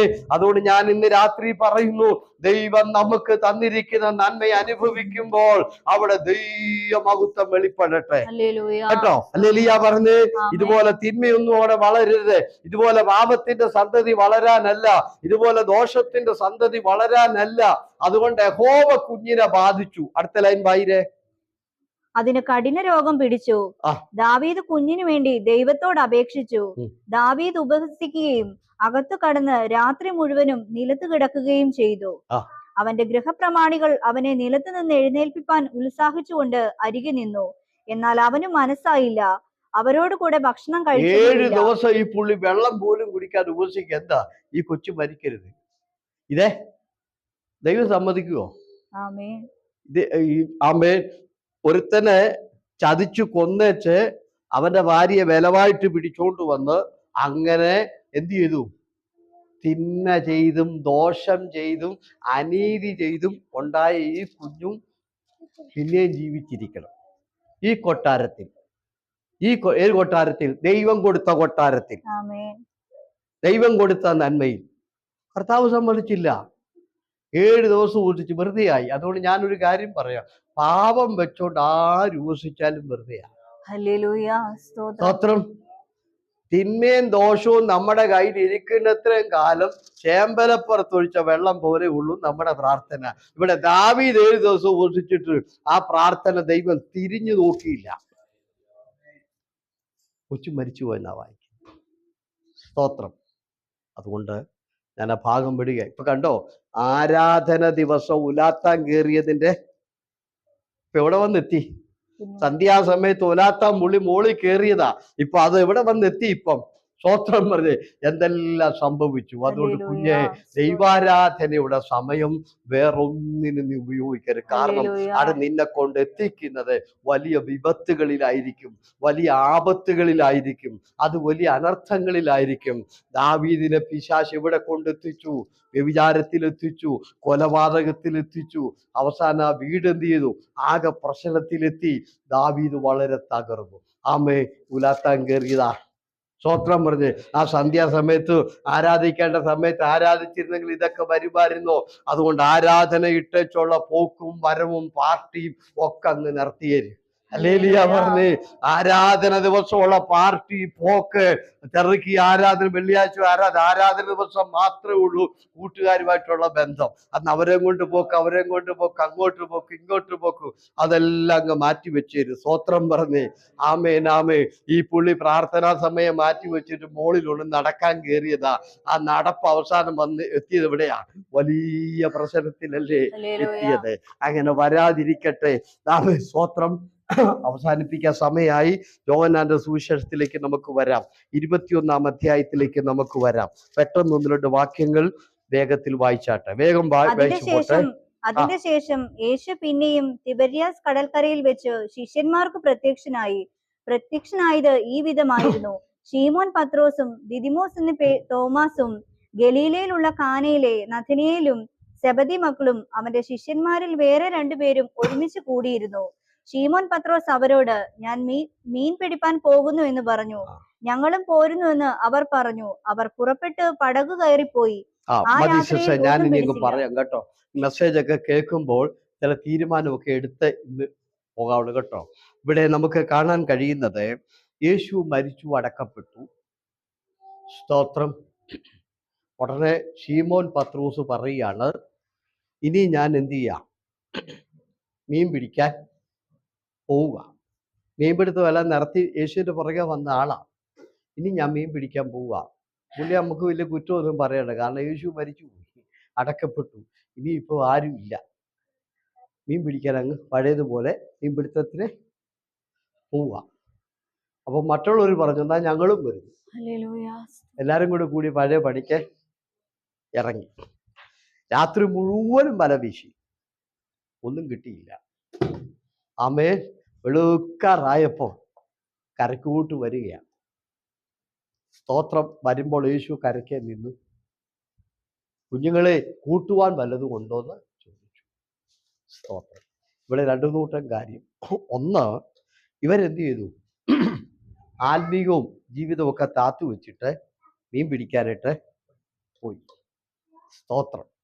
യേശു മരിച്ചു, അടക്കപ്പെട്ടു, ഉയർത്തെഴുന്നേറ്റു എന്നൊക്കെ പറയുന്നുള്ളൂ. പക്ഷെ എല്ലാവരും മറ്റും ശരിക്കും ഇവരെ കണ്ടില്ല. ചിലരൊക്കെ കണ്ടു, ചിലരൊക്കെ കാണാറുണ്ട്. ഇനി അത് തന്നെയല്ല, യേശു ഉയർത്തെഴുന്നേറ്റു. ഇനിയിപ്പോൾ യേശു നമ്മളോട് കൂടെ സ്ഥിരമായിട്ട് കാണുമോ ഒന്നും അറിയത്തില്ല. അതുകൊണ്ട് അവരെല്ലാം ഉപേക്ഷിച്ചു, പഴയതുപോലെ മീൻ പിടിക്കാൻ പോയി. അതിൻ്റെ അർത്ഥം പിന്മാറ്റത്തിലേക്ക് തന്നെ പോവുക. പക്ഷെ യേശു ഉയർത്തെഴുന്നേറ്റിട്ട് ഇവരെ അന്വേഷിച്ച് കടൽക്കരയിലേക്ക് വരിക. അന്വേഷിച്ചു വന്നു. ഇതിൻ്റെ അർത്ഥം എന്താ? അതിൻ്റെ അർത്ഥം അവര് എല്ലാം മറന്ന് ആത്മീയമെല്ലാം ഉപേക്ഷിച്ച് അവര് മീൻ പിടിക്കാൻ പോയെങ്കിലും യേശു അവരെ തേടി ഇങ്ങോട്ട് വന്നു. അവരെ അന്വേഷിച്ച് ഇങ്ങോട്ട് വന്നു. സ്തോത്രം പറഞ്ഞ് അവരായിരിക്കുന്ന സ്ഥലത്തോട്ട് യേശു അന്വേഷിച്ച് അവരെ തേടി യേശു ഇങ്ങോട്ട് വരികയാണ് എന്ന് പറഞ്ഞാൽ അതിന്റെ അർത്ഥം മനസ്സിലായോ? നമ്മൾ മാറിയാലും യേശു മാറുകയില്ല. അവരകന്നു പോയിട്ടും യേശു വീണ്ടും എന്ത് ചെയ്യാം? അടുത്ത് വരികയാ. ഇത് നമ്മൾ പ്രത്യേകം പഠിച്ചോണം. നമ്മള് ആത്മീക സ്നേഹം കുറഞ്ഞ് നമ്മൾ പുറകോട്ട് പോയാലും കർത്താവിന്റെ സ്നേഹം കുറയത്തില്ല. സ്തോത്രം പറഞ്ഞേ. ദൈവ സ്നേഹം അവരെ തേടി കടപ്പുറത്തേക്ക് വരികയാണ്. ഹല്ലേലൂയ പറഞ്ഞ് ദൈവവൈദ്യൊന്ന് ആലോചിച്ച് നോക്കിക്കേ. കഴിഞ്ഞ നാളുകളിലൊക്കെ ആത്മീക സ്നേഹം കുറഞ്ഞ് നമ്മൾ എത്രയോ പ്രാവശ്യം ആത്മീക ജീവിതത്തിൽ നിന്ന് അകന്നുപോയി. എത്രയോ പ്രാവശ്യം പ്രാർത്ഥനാ മേഖലയിൽ നിന്ന്, ആരാധന മേഖലയിൽ നിന്നൊക്കെ നമ്മൾ അകന്നു പോയിട്ടും കർത്താവ് അകന്നു പോകാതെ നമ്മുടെ അടുക്കലേക്ക് വീണ്ടും വീണ്ടും സ്നേഹവാനായ ദൈവം അടുത്തു വരും. സ്തോത്രം. അതാണ് കർത്താവിന്റെ സ്നേഹം. ഇവര് മീൻ പിടിക്കാൻ പോയിട്ടും ഇവരെ തിരക്കി എന്ത് ചെയ്യാ, ഇവര് പോയിടത്തോട്ട് യേശു വീണ്ടും വരികയാ. ഹല്ലേലൂയ പറഞ്ഞേ. നമുക്കും ഇതൊക്കെ തന്നെ ആയിരുന്നു. എന്ത് സംഭവിച്ചു? ആത്മീയ സ്നേഹമൊക്കെ കുറഞ്ഞ് നമ്മളും പലപ്പോഴും ദൂരേക്ക് പോയി. എന്നാലും യേശു പിന്നെ നമ്മളെ തേടി വന്നു, ഇടി വരികയാണ്. അതിനൊക്കെ ചില കാരണങ്ങളൊക്കെ ഉണ്ട്, അത് നമുക്ക് പിന്നെ ചിന്തിക്കാം. സ്തോത്രം. യേശു എന്നിട്ട് ചോദിച്ചു, കുഞ്ഞുങ്ങളെ കൂട്ടുവാൻ വല്ലതും ഉണ്ടോ? സ്തോത്രം. ഒന്നുമില്ല. അവര് മറുപടി ഇങ്ങനെ, കർത്താവേ ഒന്നുമില്ല. ഉടനെ പറഞ്ഞു, പടകിന്റെ വലത്ത് ഭാഗത്ത് വീശാൻ പറഞ്ഞു. 153 വലിയ മീന് കിട്ടി.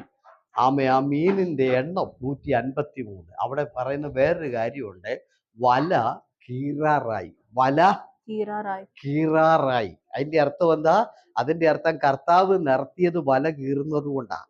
വല കീറത്തില്ലെങ്കിൽ ഇനി അതിനകത്ത് ഇറങ്ങി. സ്തോത്രം. അപ്പൊ അവിടെ രണ്ട് കാര്യം എന്താണ്? ദൈവാനുഗ്രഹം എങ്ങനെയാ വരുന്നത്? താങ്ങാൻ പറ്റാത്ത നില. ഇനി ആ വലയ്ക്ക് അത് താങ്ങാൻ പറ്റത്തില്ല. അതുകൊണ്ടാണ് ഇതിലെ ദൈവം നിനക്കൊരു അനുഗ്രഹത്തിന്റെ വാതിൽ തുറന്നാൽ താങ്ങാൻ പറ്റാത്ത നിലയിലാണ് കർത്താവ് തുറക്കുന്നത്. ഹല്ലേലൂയ പറഞ്ഞ്, നമുക്ക് വഹിക്കാൻ പറ്റാത്ത നിലയിൽ ഇനി ആ വലയ്ക്ക് വെയിറ്റ് താങ്ങാൻ പറ്റുമെങ്കിൽ കർത്താവ് നിർത്തത്തില്ല. താങ്ങാൻ പറ്റാത്തോണ്ട് 153 നിർത്തി.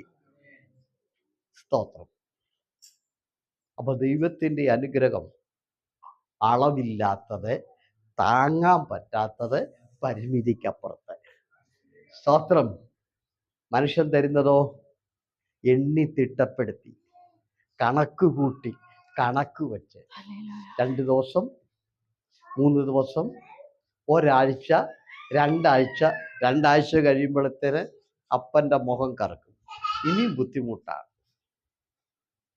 അമ്മയുടെ കറക്കും, സഹോദരങ്ങളുടെയൊക്കെ കറക്കും. എന്നാൽ ഈ പുള്ളിയുടെ മുഖത്തിന് ഒരു കറുപ്പുമില്ല. എല്ലാം ഉപേക്ഷിച്ചു പോയിട്ടും പുറകെ ചെന്ന് താങ്ങാൻ പറ്റാത്ത അനുഗ്രഹം. സ്തോത്രം പറഞ്ഞേ. ആത്മീക മണ്ഡലമെല്ലാം ഉപേക്ഷിച്ച് ദൂരേക്ക് പോയിട്ടും പുറകെ ചെന്ന് താങ്ങാൻ പറ്റാത്ത നിലയിൽ അനുഗ്രഹം ദൈവം കൊടുത്തു. ദൈവവൈദ്യരെ സ്വന്തം മാതാപിതാക്കളായിരിക്കാം, സ്വന്തം ബന്ധുമിത്രാദികളാകട്ടെ, സഹോദരങ്ങളാകട്ടെ, നിങ്ങൾ ആ വീട്ടിൽ പോയി 1 മാസം നിന്ന് നോക്കി, 2ാമത്തെ മാസം ആങ്ങളുടെ മുഖം കറക്കും എന്നും.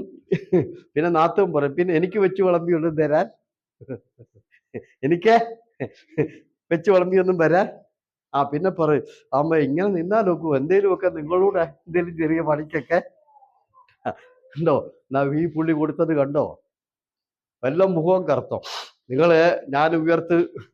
ഞാൻ ഉയർക്കത്തില്ലെന്നോർത്ത് നിങ്ങൾ പഴയ പണിക്ക് പോയില്ലെന്ന് ചോദിച്ചു പുള്ളി വല്ല പരാതിയോ വല്ലതും പറഞ്ഞോ? ഒന്നും പറഞ്ഞില്ല. പുള്ളി സന്തോഷത്തോടെ മാറാകുവോളം പടകെ വല കീറുന്നത് വരെ വീരം കൊടുത്തു. സ്തോത്രം. ഓക്കെ, ശിഷ്യന്മാരാരാന്നൂടെന്ന് അറിഞ്ഞു. നമുക്ക് യാക്കോബ്, യോഹന്നാൻ എന്നൊക്കെ അറിയാം, അത്രയുള്ളോ? പത്രോസ്. ശിഷ്യന്മാരാരാണെന്ന് ഞാൻ പറയട്ടെ. മത്തായിയുടെ സുവിശേഷം വീട്ടിൽ പോയിരുന്നു വായിച്ചാൽ മതി. ശിഷ്യന്മാരാരാണെന്ന് നമുക്ക് കാണും. 27 തൊട്ട് വായിച്ചാൽ മതി കേട്ടോ. വായിക്കൊന്നും വേണ്ട, ഞാനിപ്പോ പറയാം. ശിഷ്യന്മാരാരാന്ന് ചോദിച്ചാൽ അവിടെ എഴുതിയിരിക്കുന്നത്, യേശുവിനെ പിടിച്ചപ്പോൾ അവരെല്ലാം വിട്ടേച്ചു ദൂരേക്ക് ഓടിപ്പോയി. എല്ലാരും ദൂരേക്ക് ഓടിപ്പോയി. പത്രോസും ഒക്കെ ദൂരോട്ട് എന്ത് ചെയ്തു? പത്രോസ് യേശുവിനെ 3 വട്ടം പ്രാഗി, ഈ മനുഷ്യനെ ഞാൻ അറിയുന്നില്ല, എനിക്കറിയില്ല എന്ന് പറഞ്ഞു. എല്ലാവരും ദൂരേക്ക് ഓടിപ്പോയി. യോഹന്നാൻ മാത്രം തിരിച്ചു വന്നു. ആ ക്രൂശിന്റെ ചോട്ടിൽ കണ്ടോ, തന്റെ കഷ്ടതയിൽ തന്നെ ചോടിപ്പോയവരുടെ വലയായി നിറച്ചു കൊടുത്തേക്കുന്നത്. സ്തോത്രം പറഞ്ഞ്, താൻ വേദന അനുഭവിച്ചപ്പോൾ, കഷ്ടത അനുഭവിച്ചപ്പോൾ, ഒരു നിമിഷം പോലും അടുത്ത് നിന്ന് ഒരാശ്വാസവാക്ക് പറയാതെ ക്രൂശിനെ കണ്ടപ്പോൾ ഓടിപ്പോയവരെ കർത്താവ് എന്ത് ചെയ്തു? അവരെ തേടി പിടിച്ചു ചെന്ന് അവരുടെ വല കീറാറാകുവോളം നിറച്ചു. ദൈവമക്കളെ, ഇങ്ങനെ നമ്മൾ ചെയ്യുവോ? ഇങ്ങനെ നമ്മൾ പ്രവർത്തിക്കുവോ? സ്തോത്രം പറഞ്ഞേ. ആമേ. പത്രോസ് 3 വട്ടം പ്രാഗി. ആ പ്രാഗിയ പത്രോസിന്റെ വലയിലാണ് ഇപ്പം വല കീറാറാകുമ്പോളം കൊടുത്തത്. നമ്മൾ സഭയെ പോലും കയറ്റുകയല്ലോ, പിന്നല്ലേ അല്ലേ? സഭയെ പോലും കയറ്റുകയല്ല. സ്തോത്രം. കഴിഞ്ഞ 3 ദിവസമേ ആയുള്ളൂ. ഇപ്പം 3 ദിവസക്ക് മുമ്പ് കുത്തിയിരുന്ന് പ്രാഗിയവന്റെ വല ഇപ്പം കീറാറാകുവോളം കൊടുത്തേക്കുവാ. സ്തോത്രം പറഞ്ഞ് ഇവനെ ഞാൻ അറിയുന്നില്ലെന്ന് പറഞ്ഞ് യേശുവിനെ ആളയിട്ട് പ്രാഗിയ പത്രോസിന്റെ പടകില് ആമ കീറുവോളം ദൈവം നിറച്ചിരിക്കുന്നു. ഹല്ലേലൂയ പറഞ്ഞ ദൈവമക്കളെ, ഇതാ ദൈവസ്നേഹം എന്ന് പറയുന്നത്. ഇത് മാനുഷിക സ്നേഹമല്ല. മനുഷ്യൻ ഇങ്ങനെ സ്നേഹിക്കാൻ കഴിയുകയില്ല, മനുഷ്യൻ ഇങ്ങനെ കരുതാൻ കഴിയുകയില്ല, മനുഷ്യർക്ക് ആർക്കും ഇങ്ങനെ കൊടുക്കാൻ കഴിയുകയില്ല. പക്ഷെ നമ്മുടെ ദൈവത്തിന്റെ സ്നേഹം പ്രാഗിയവന്റെ വലക്കകത്ത് അത് കീറുവോളം നിറച്ചു കൊടുത്തു. ഇതുപോലെ നമ്മെ സ്നേഹിക്കുന്ന ഒരു ദൈവത്തെ വേറെ എവിടെ നമ്മൾ കാണും? എല്ലാവരും ഇട്ട് ചോടിക്കളഞ്ഞു, ഒരുത്തം പോലും അടുത്ത് നിന്നില്ല. എന്നിട്ടും അവരുടെ പുറകെ തിരക്കി ചെന്ന് അവരെ സ്തോത്രം. ഹല്ലേലൂയ പറഞ്ഞേ. ഇനി ഇത് കൂടാതെ അവര് കരക്കോട്ട് കയറി വരുമ്പോൾ അവിടെ എന്തെല്ലാം ഉണ്ടെന്ന് എഴുതിയിട്ടുണ്ട്. അവിടെ എന്തെല്ലാം ഉണ്ടെന്ന് എഴുതിയിരിക്കുന്ന അറിയാവോ? കർത്താവ് ചോദിച്ചു, കുഞ്ഞുങ്ങളെ കൂട്ടാൻ വല്ലതുകൊണ്ട്? ഒന്നുമില്ല. ഇപ്പൊ പിടിച്ച ചില മീൻ ഇങ്ങോട്ട് കൊണ്ടുവരാൻ പറഞ്ഞു. അത് സമയം കിട്ടുമ്പോൾ ഞാൻ പറയാം ഇപ്പൊ പിടിച്ച മീനെ കേട്ടോ. ഇപ്പൊ പിടിച്ച മീനെ കുറിച്ച് അറിയാമോ നിങ്ങൾക്ക്? ഇപ്പൊ പിടിച്ച മീനെ എന്താണ് ഇപ്പൊ പിടിച്ച മീന്? ഒന്ന്, ഏറ്റവും പുതിയത്. ഇപ്പൊ പിടിച്ചതേ ഉള്ളു, അതിന് പഴക്കമില്ല. സ്തോത്രം പറഞ്ഞു. അതിനെ പഴക്കവും തഴക്കവുമില്ല കേട്ടോ. ഇപ്പൊ പിടിച്ചുകൊണ്ട് എടുത്തതേ ഉള്ളൂ. രണ്ടാമത്തത് എണ്ണപ്പെട്ട മീനുകൾ 153 മീൻ. അടുത്ത മൂന്നാമത്തത് വലിയ മീനുകൾ. ഇതിനകത്ത് ചെറുതില്ല. ഇതിനകത്ത് ചെറുത് ഇല്ല. 153 ചെറുതും വലുതാണ് ഇതിരിക്കുന്നത്. നോ, വലിയ മീൻ. സ്വർഗരാജ്യം ഒരു വലയാ. ഇതിനകത്ത് ആര് കയറിയാലും വലുതാ. സ്തോത്രം പറഞ്ഞ് ആര് കയറിയാലും പ്രൈസ് ദി ലോർഡ്. എന്നാ നാട്ടിൽ അങ്ങനെയല്ല. അവര് തീരെ പാവപ്പെട്ടവരാ, അതുകൊണ്ട് അവരെ ഒരു സെക്ഷൻ ഒതുക്കി. പിന്നെ പ്രൈസ് ദി ലോർഡ് തരം തിരിച്ച് അവരിന്ന ആൾക്കാരാ, ഇവരിന്ന ആൾക്കാരാ, അവര് ചെറിയവരാ, ഇവര് പാവപ്പെട്ടവരാ. ഈ വലക്കകത്ത് കയറിയാൽ വലുപ്പ ചെറുപ്പമില്ല, എല്ലാം വലിയ മീനുകളാ. ആര് കയറിയാലും ഇതിനകത്ത് എന്താ? ഇതാണ് ദൈവരാജ്യത്തിന്റെ പ്രത്യേകത. കർത്താവ് പറഞ്ഞു, സ്വർഗരാജ്യം എന്ന് പറയുന്നത് സകലവിധ മീനും പിടിക്കുന്ന വലയോട് സദൃശ്യം. അച്ഛന്മാര് മാത്രമാണോ? അല്ല. ഹലോ, താൻ അങ്ങോട്ട് പോകട്ടെ. എന്നെ പോലും ശ്രദ്ധിക്കുന്നില്ല. പുള്ളി ഭയങ്കര പരിപാടിയില്ല. Praise the Lord. നിങ്ങളോട് ഞാൻ പറയാ, നിങ്ങളുടെ കൂടെ ഒരാള് കൂടിക്കഴിഞ്ഞാൽ പിന്നെ അത് വലിയ മീനാ. നിങ്ങൾ അതിനെ അങ്ങനെ കാണാവുള്ളൂ. നിങ്ങൾ അതിനെ കറുപ്പെന്നോ വെളുപ്പെന്നോ പണമെന്നോ ഇല്ലായ്മക്കാരെന്നോ ഇന്ന ജാതിക്കാരനോ ഇതിനകത്ത് അങ്ങനെയില്ല കേട്ടോ. ഈ വലയിൽ കയറുന്നതെല്ലാം വലിയ മീനുകളാണ്. ഇതിനകത്ത് എന്തില്ല? വലിപ്പ ചെറുപ്പല്ല. അത് ഞാൻ ഇതിനെക്കുറിച്ച് പറയാൻ പോയി ഇതങ്ങ് പറഞ്ഞു ഒന്നും. സ്തോത്രം. അതുകൊണ്ട് ഇപ്പൊ പിടിച്ച മീനെ കുറിച്ച് പറയുന്നില്ലെന്ന് പറഞ്ഞു. അപ്പൊ ഇപ്പൊ പിടിച്ച മീനിന്റെ പ്രത്യേകത പറഞ്ഞാട്ടെ. 1, ഏറ്റവും പുതിയത്. 2, എണ്ണപ്പെട്ട മീനുകൾ. 3, എല്ലാം വലിയ മീനുകൾ. എല്ലാം പിന്നെ 4-ാമത്തെ പ്രത്യേകത എന്താ? ഇപ്പൊ പിടിച്ച മീനിന് സൈറ്റ് വ്യത്യാസമില്ല, സൈസ് അവിടെ പറഞ്ഞിട്ടില്ല. എല്ലാം വലിയ മീനെന്നേ പറഞ്ഞിട്ടുള്ളൂ. അതുകൊണ്ട് നമ്മളായിട്ട് വ്യത്യാസം ഉണ്ടാക്കണ്ട കേട്ടോ. നിങ്ങൾ ആരും വ്യത്യാസം ഉണ്ടാക്കണ്ട. ഞങ്ങൾ ഇന്ന കൂട്ടർ, അവരിന്ന കൂട്ടർ, ആ വ്യത്യാസമൊന്നും ഇതിനകത്ത് വേണ്ട. കാരണം ഇതിനകത്തുള്ളതെല്ലാം വലിയ മീനുകളാണ്. ഇതിനകത്തുള്ളതിനൊന്നും സൈസ് വ്യത്യാസങ്ങളില്ല. എല്ലാത്തിനെ ഒരേ അളവിലാണ് കണ്ടിരിക്കുന്നത്, എല്ലാത്തിനെ ഒരേ വലുപ്പത്തിലാണ് കണ്ടിരിക്കുന്നത്, എല്ലാം പുതിയ മീനുകളായിട്ടാണ് കണ്ടിരിക്കുന്നത്. ഇതിനകത്തൊന്നും പഴയ മീനുകളായിട്ട് ഒന്നിനെ കണ്ടിട്ടില്ല. ഇപ്പൊ പിടിച്ചതെല്ലാം പുതിയതാ കേട്ടോ. അത് ആരും ആയിക്കോട്ടെ, എന്തും ആയിക്കൊള്ളട്ടെ, എല്ലാം ഒരുപോലെ. ഹല്ലേലൂയ പറഞ്ഞാട്ട് ഇവിടെ കാശിന്റെ വെളിച്ചത്തിൽ അങ്ങോട്ട് മാറ്റണ്ട, വലുപ്പത്തിന്റെ വെളിച്ചത്തിൽ മാറ്റണ്ട, തറവാടിന്റെ വെളിച്ചത്തിൽ മാറ്റണ്ട. അതൊക്കെ ഒടേ തമ്പുരാന്റെ അടുക്ക ചെല്ലുമ്പോ സമാധാനം പറയണം. ഓക്കെ. അപ്പൊ ആ ദൈവത്തിന്റെ സ്നേഹവും കരുതലും. സമയം പോയില്ലേ, നിർത്തുക. ഒറ്റ കാര്യം പറയാം. കർത്താവ് ഈ കരയ്ക്ക് വെച്ചേക്കുന്നത് കനലിൽ ചുട്ട മീന്, പിന്നെ അപ്പം, പിന്നെ കരയ്ക്ക് എന്തുണ്ട്? തീ കൂട്ടിയിട്ടുണ്ട്. എന്തിനാ തീ കൂട്ടിയെന്നറിയാമോ? ഇവര് തണുത്താ കയറി വരുന്നത്. ആമേ, തണുത്ത കാറ്റും ഈ തണുപ്പിന് കയറി വരുമ്പോൾ തീ കായാൻ വേണ്ടി തീ കൂട്ടി വെച്ചു. പിന്നെ അതിനോട് ചേർത്ത് അപ്പം വെച്ചു, മീനും വെച്ചു കരയ്ക്ക്. ആർക്കാ? 3 ദിവസക്ക് മുമ്പ് കർത്താവിനെ പ്രാഗിയവനാണ് ഈ ചുട്ടു വെച്ചേക്കുന്നത്. പ്രാഗിയ പുള്ളിക്കാ. നിങ്ങളാളെ കൊടുക്കുവോ? നിങ്ങളെ പ്രായി ഒരു മനുഷ്യനെ നിങ്ങളെ വീട്ടിൽ വരുത്തിയിട്ട് നിങ്ങൾ ചിക്കൻ കൊടുക്കുവോ? മട്ടൻ കൊടുക്കുവോ? യേശുവിനെ ആളയിട്ട് പ്രായിയ പത്രോസിന് യേശു കരയ്ക്ക് മീൻ ചുട്ടു വെച്ചിട്ട്, അപ്പം ചുട്ടു വെച്ചിട്ട്, ആ മനുഷ്യന് തീ കായാൻ വേണ്ടി തീ കൂട്ടി വെച്ചിട്ട് യേശു അവരെ അടുക്ക വിളിക്കുകയാണ്. ഇതാണ് കർത്താവിന്റെ കരുതൽ. സ്തോത്രം പറഞ്ഞ് ദൈവമക്കളെ, കർത്താവിനെ ഉപേക്ഷിച്ചു പോയിട്ടും, കർത്താവിനെ പ്രാഗിയിട്ടും, കർത്താവിനെ കണ്ടിട്ട് ദൂരെ ഓടിപ്പോയിട്ടും അവർക്ക് വേണ്ടി തീ കൂട്ടി അവരെ കരുതിയ ദൈവം. ആ സ്തോത്രം പറഞ്ഞാട്ട് അവർക്ക് വേണ്ടി അപ്പവും മീനും കൊണ്ടുവന്ന് കരുതിയ ദൈവം. ഇതുപോലെ കരുതുന്ന ഒരു ദൈവം ലോകത്തിൽ ഒരു സ്ഥലത്തും നമ്മൾ കാണുകയില്ല. ഹല്ലേലൂയ പറഞ്ഞാട്ട് നമ്മുടെ ജീവിതത്തിൽ എത്രയോ പ്രാവശ്യം നമ്മൾ കർത്താവിനെ മറന്നു പോയിട്ടും ജോലിയിൽ കരുതിയില്ലേ? രോഗം വന്നപ്പോൾ കരുതിയില്ലേ? ചില ആവശ്യം വന്നപ്പോൾ കരുതിയില്ലേ? തകർന്നു പോകേണ്ട ഒരു സ്റ്റേജ് വന്നപ്പോൾ ദൈവം കരുതിയില്ലേ? എത്രയോ പ്രാവശ്യം കൂട്ടായ്മ തള്ളിക്കളഞ്ഞിട്ടും ദൈവം നമ്മളെ കരുതിയില്ലേ? നമ്മൾ അകന്നു പോയിട്ടും കർത്താവ് നമ്മെ സ്നേഹിച്ചില്ലേ?